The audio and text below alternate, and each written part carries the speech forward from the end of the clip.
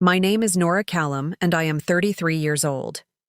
2 weeks ago, my mother rang my doorbell. It was the first time she had appeared at my door in 9 years. She stood on my porch in a pressed blouse and sensible shoes, holding a carry-on suitcase in one hand and a folded piece of paper in the other. I looked at her through the glass panel beside the door for a moment before I opened it. The paper was not an apology. It was a list. Handwritten, blue ink, 8 bullet points. Every single one had a dollar sign beside it. The total, written and underlined at the bottom, was $925,000. She did not say she was sorry. She did not ask about her grandchildren. She said, "Nora, we need to discuss the family's future." But here is what my mother did not know. I had been keeping a list of my own for 9 years. Every birthday card she returned unopened. Every voicemail she never answered. Every text message my sister sent about me that found its way back through mutual friends. 29 items, all labeled, all dated, all filed in a navy blue binder that lived in the bottom drawer of my home office desk. She came to my door with a list of what she wanted. I already had a list of what she had done. Before I take you back to the beginning, if you are new here, please take a moment to subscribe. It helps this channel grow more than you know. And drop a comment telling me where in the world you are watching from right now. I read every single one. Let me take you back to the summer I turned 24. The summer my family told me, without ever quite saying it directly, that I was no longer one of them. Harlow, Indiana. The population is just under 2,000.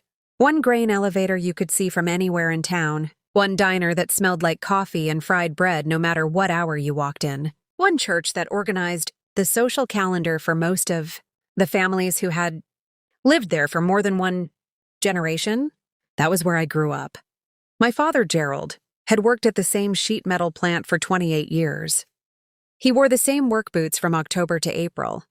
He came through the back door every evening at exactly 5:45, washed his hands at the kitchen sink, and sat down at the table without a word.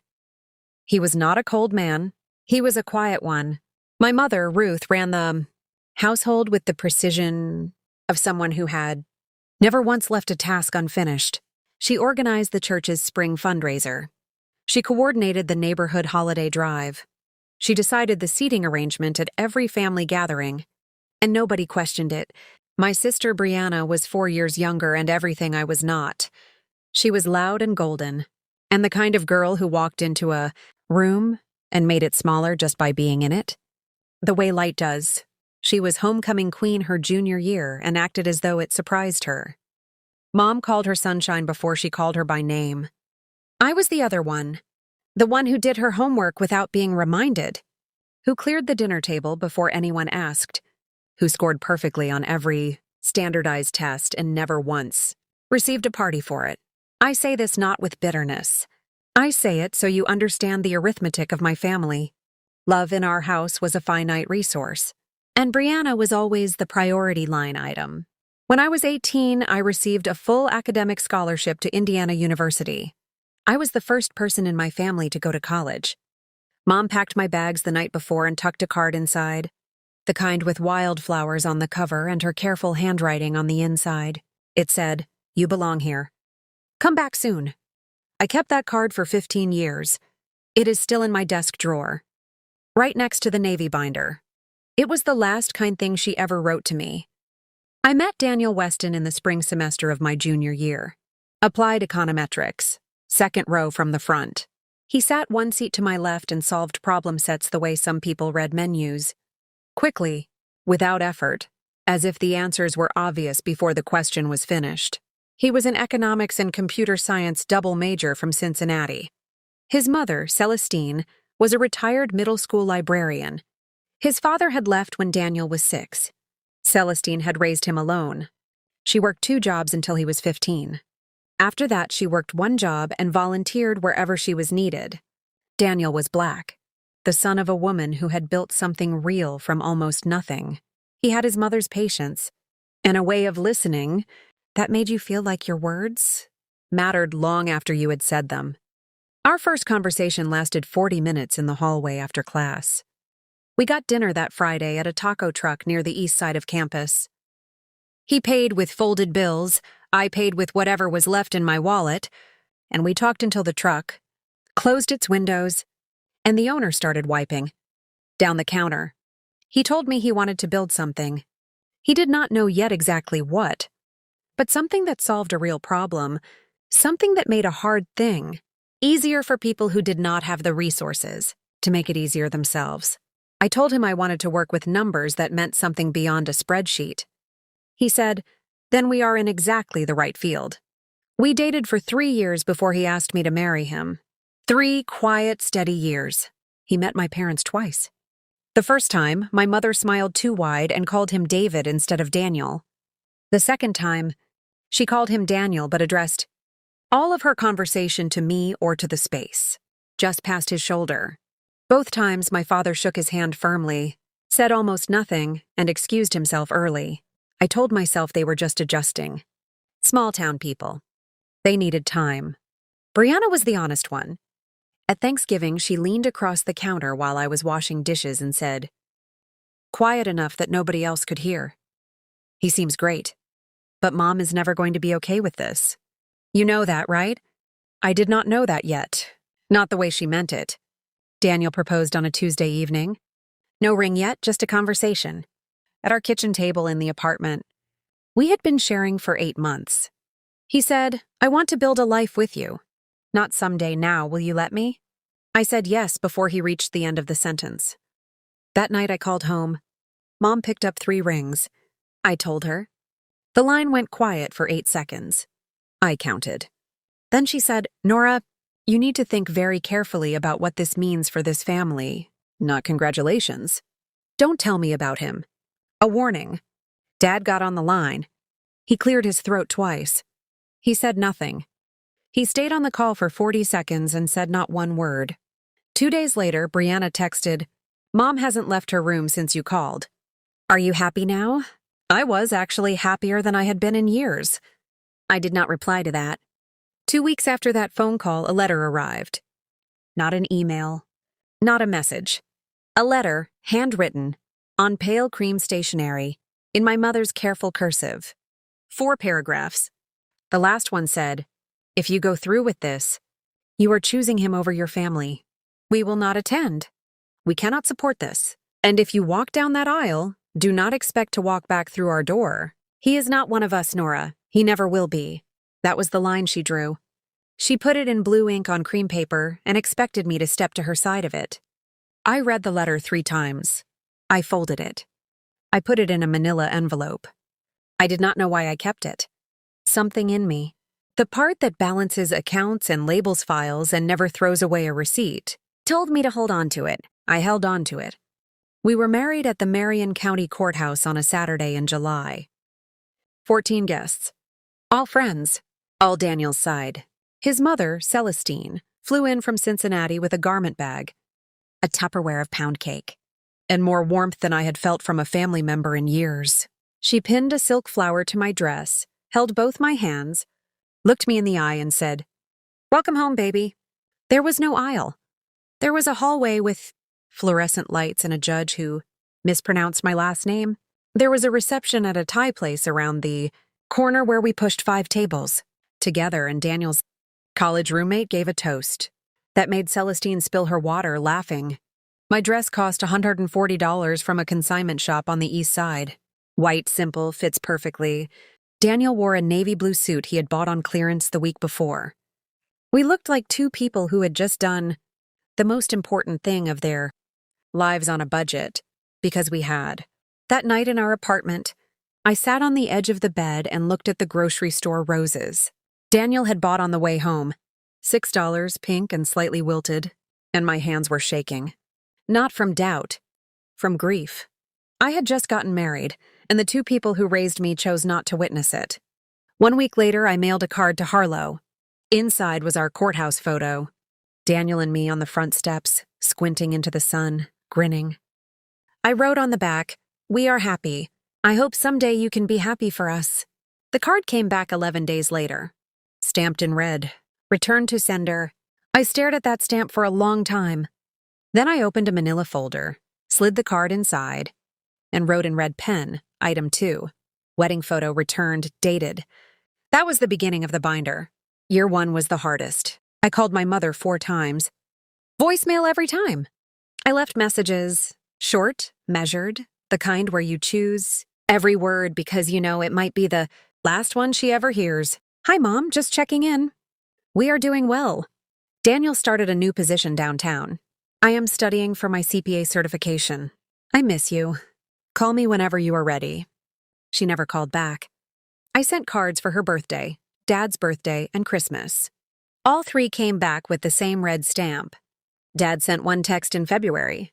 4 words, your mother needs time. No follow-up. No second message. The 4 words sat on my phone like something I could not decide what to do with. Brianna posted a family photo that spring. Mom, Dad, Brianna, and Brianna's boyfriend, all seated at the dining room table. The caption said, Sunday dinner with my people. I was not in the frame. I had never been invited. I printed the screenshot, not to torture myself. I printed it because I had already begun doing something. I could not entirely explain. Filing things. Every returned card, every logged missed call, every piece of evidence that my family had decided I no longer existed. By March, the manila folder was thick enough to need dividers. I bought a proper binder. Navy blue. 3 rings. Color-coded tabs by year. By year 2, Daniel left his corporate job. He had a plan. For 6 months, he had been building a software prototype on evenings and weekends. A compliance platform for small businesses. The kind of tool that made regulatory filings and financial audits manageable for companies that could not afford a full legal or accounting team. He understood compliance from the technical side. I understood it from the financial side. Between us, we saw the exact problem nobody else had solved cleanly. He set up a desk in our spare room. 2 monitors, 1 space heater, a whiteboard from a yard sale.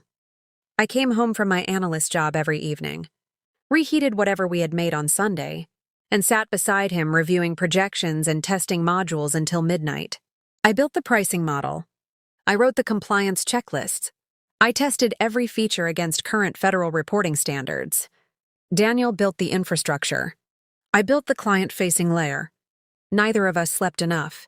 Compliance Core launched 8 months, later with 3 paying customers and a free trial that crashed on the first morning.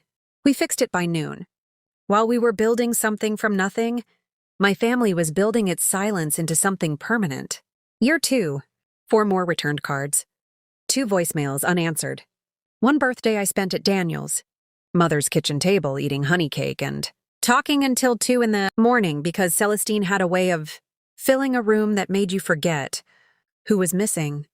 She called every Sunday. She sent the twins, long before there were twins, hand-crocheted blankets and framed quotes and long letters on her personal stationery. She was already treating me like family before. I had fully understood what that word was supposed to mean. Liam and May arrived on a Wednesday in November. 6 pounds 4 ounces each, identical dark curls. May cried from the moment she arrived. Liam looked around the delivery room like he was deciding whether to stay. Daniel wept in a way I had never seen from him before. He held 1 baby in each arm, stood at the window while the city moved outside, and said quietly, "They are going to know they are loved. Every single day, without having to earn it." Celestine flew in the next morning. She stayed 2 weeks. She cooked. She cleaned. She sat with Liam at 3 in the morning so I could sleep. She brought 2 crocheted blankets, yellow and cream, soft enough to make you cry, and 2 silver bracelets engraved with the baby's birthdays. She was what a grandmother looked like. I had sent my mother the ultrasound photos 5 months earlier. Returned. I sent birth announcements, 1 for each twin, each one hand-addressed. Returned.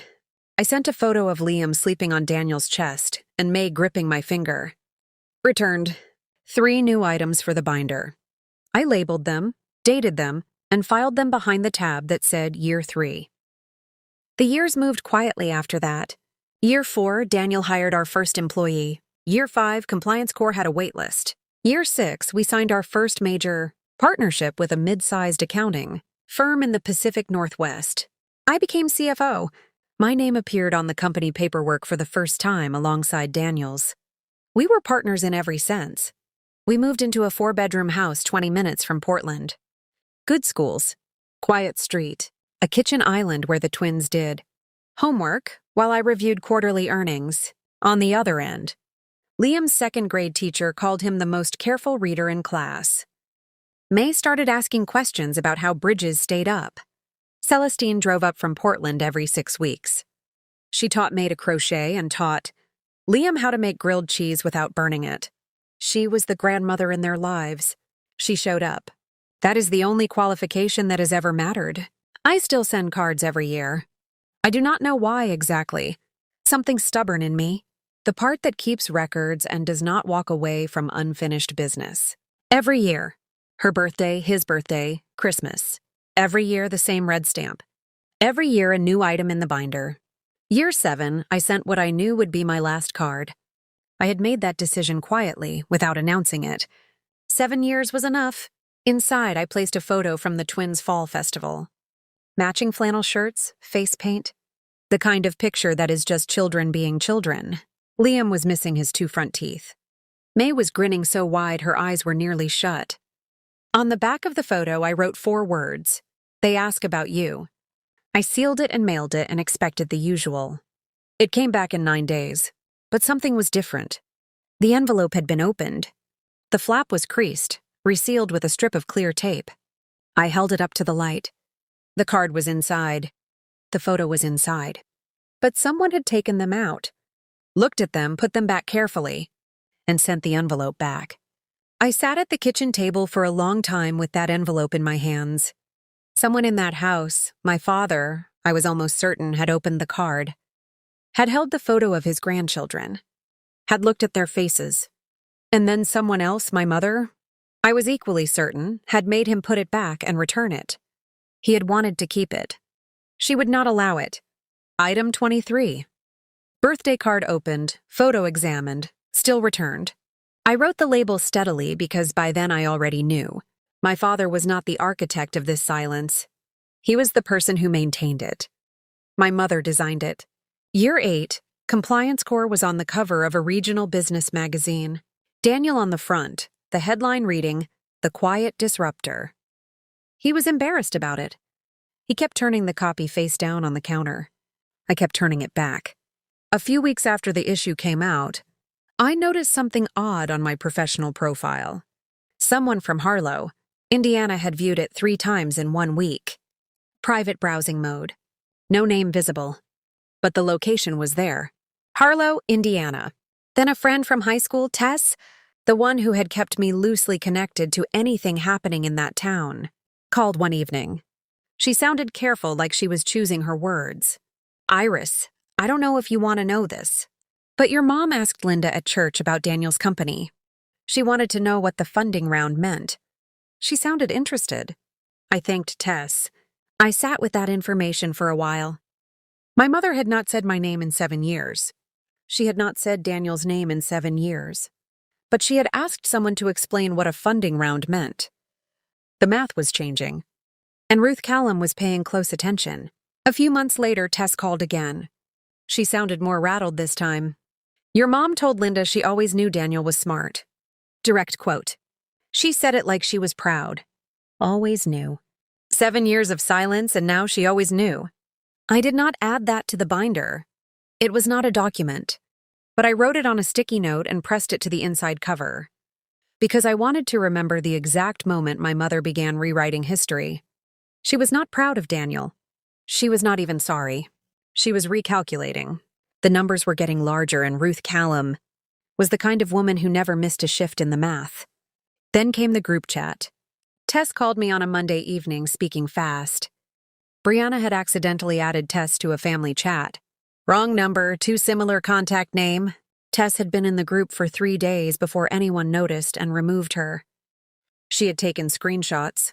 She sent me 7 of them. 3 days of unguarded Archer family conversation.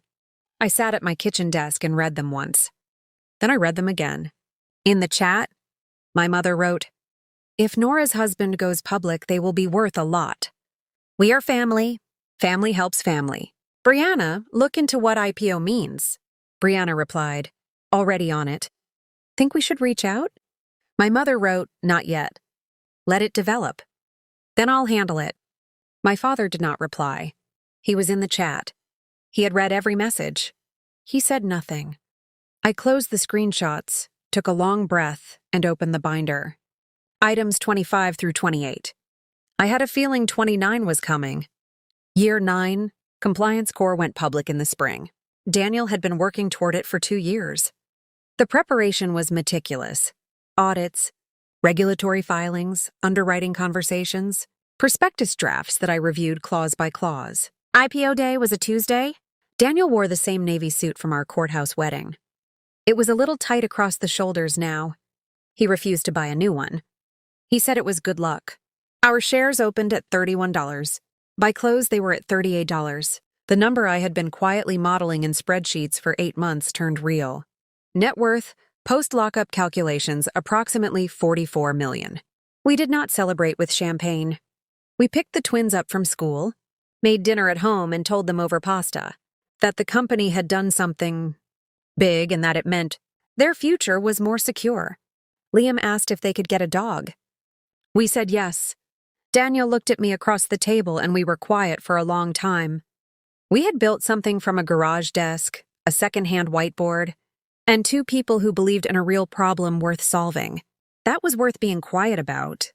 12 days after the IPO, my mother rang my doorbell. I was in my home office reviewing a vendor contract when I heard the bell. Daniel was still at the office. The twins were at school. I was not expecting anyone. I walked to the front of the house and looked through the side panel beside the door.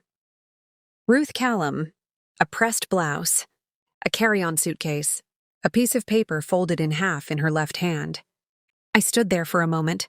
9 years of returned cards and unanswered calls lived between that door and my chest. I opened it. She looked older. Her hair was shorter, fully silver now. She looked at me with something in her expression that was not quite an apology and not quite confidence, something in between. She said, "Nora, I think it is time we talked." I stepped aside and let her in. We sat at the kitchen table. I made coffee, not out of warmth, out of habit. She set the folded paper on the table between us. "I have been thinking about the family," she said. "Your father's health is not what it was. Brianna is going through a difficult time. There are things we are trying to address. As a family," I did not touch the paper. I waited. She pushed it toward me. I unfolded it. 8 items handwritten in blue ink. Each one is a financial request. Medical bills, home repairs, Brianna's business debts, a loan that needed covering, 2 credit balances, and at the bottom, a general family fund that she described as a cushion. Total, $925,000. I read every item. I folded it back along its crease. I set it on the table. Then I stood up, walked to my home office, opened the bottom drawer of my desk, and lifted out the navy blue binder. I carried it back to the kitchen and set it on the table across from her paper. She looked at it. She looked at me. "What is that?" she said. 9 years, I said. 29 items. Every card you returned. Every call you did not answer. Every document. I filed because I was a financial analyst and I do not throw away records. I opened the binder to tab 1. Year 1. Mom's birthday card. Returned. Dad's birthday card. Returned. Christmas card. Returned. Wedding photo. Returned. Voicemail, January 14th. Unanswered. Voicemail, March 2nd. Unanswered. Facebook photo captioned Sunday dinner with my people. Printed and filed. She started to say something. I turned to tab 2. Year 2. Birth announcement for Liam Allen Weston. Returned. Birth announcement for May Grace Weston. Returned. Newborn photograph, Daniel and Liam. Returned. Newborn photograph, me and May. Returned. The kitchen was completely silent. You returned photographs of your grandchildren, I said, before they were old enough to understand what returned meant. She looked at the table, not at me. At the table. I turned to tab 4. Year 4. Liam's first birthday card. Returned. May's first birthday card. Returned. Nora, she said. Her voice had dropped. I didn't know things would go this far. I turned to tab 7. Item 23. Year 7. Birthday card opened, photo examined, tape resealed, still returned. Dad opened it. He looked at the picture. You made him send it back. She looked up at me then. That one landed. I could see it land. I am not showing you this to punish you, I said. I am showing you this because you came to my house with an itemized invoice. You came 9 days after my husband's company went public. 9 years of silence, and you drove here with a list of demands. So I thought you should see mine. She sat very still. The coffee I had made was going cold between us. She said, after everything we gave you growing up, everything, the food, the school, the clothes, all of it. And this is how you treat your family. I kept my voice level. You raised me. That is not a debt. That is what parents do. We gave you everything. You gave me a card that said come home soon. Then you told me not to come back. She had no answer for that. I could see her searching for one, running through whatever leverage was left, whatever guilt remained that she had not already spent. You said Daniel was not one of us, I said. But for 9 years, his mother was the only grandmother my children had. She flew in from out of state to rock them at 3 a.m. She crocheted their blankets. She taught them to cook. She showed up when our world was small and our children needed someone. That is what family does. The words sat in the kitchen like something that could not be taken back. She heard them. I watched them settle. She said nothing. The garage door opened. Daniel walked through the laundry room into the kitchen. Keys in one hand, laptop bag over his shoulder. He saw my mother at the table. He saw the binder. He looked at me. He set his bag on the counter quietly. He walked to where I was sitting, put his hand on my shoulder, and sat down beside me. No words. No confrontation. No performance. Just a man sitting next to his wife because she needed him there. My mother looked at him. The man she had called not one of us. He was wearing a flannel shirt and running shoes and a watch that had belonged to his father. Nothing about him announced $44 million. Nothing about him announced anything at all. He was just Daniel. A father. A husband. A man who solved real problems quietly and came home in time for dinner. He sat there with his hand on my shoulder and said everything without opening his mouth. My mother looked at his hand. She looked at the space between us that held no tension. No performance. No need to explain itself. She understood. I had not needed the Callum family. I had already built my own. I closed the binder. The metal rings clicked shut. I am not going to give you money, I said. She opened her mouth. Not because I cannot. Because the moment I hand you a check, you will tell yourself you were right to stay away until it was profitable to come back. You will call it a family helping family. You will tell Brianna the silence was just a rough patch. You will rewrite what you chose, and what you chose was not a rough patch. It was 9 years of returned photographs of your grandchildren. I picked up her list and held it out. She did not take it. If you want to know Liam and May, I said, really know them. Not as a footnote to a financial plan. That conversation starts with an apology. Not to me, to them. And it does not start today. It starts when you are ready to mean it. Truly mean it. Not when the numbers make it convenient. She reached across the table and took her list. She stood up. The chair scraped against the tile. She picked up her suitcase. She walked to the front door. She stopped with her hand on the handle. She turned around, opened her mouth, and nothing came out. She turned back and walked out. The door clicked shut behind her. Not a slam, a click. The sound of someone who had walked out knowing she had left. Something she could not buy back. 2 weeks passed. Daniel and I did not talk about it much. Not because we were avoiding it, because there was not much left to say. She had come with a list. I had shown her a binder. She had left without apologizing. The math was settled. The twins did not know she had visited. They were at school both when she arrived and when she left. I preferred it that way. They would learn about Ruth Callum when they were old enough to understand that some people only see you when the numbers look right. My father called on a Tuesday morning. I was at my desk reviewing a contract. He called at 9:11, which told me he had waited until my mother left the house. Nora. His voice was slower than I remembered. Older. Your mother told me what happened when she came out there. I have been sitting with it. He cleared his throat. I should have opened the door for you 9 years ago. I should have picked up the phone. I should have driven out when the twins were born. I should have kept that card. His voice broke on that last word. I am sorry. Not because of anything financial.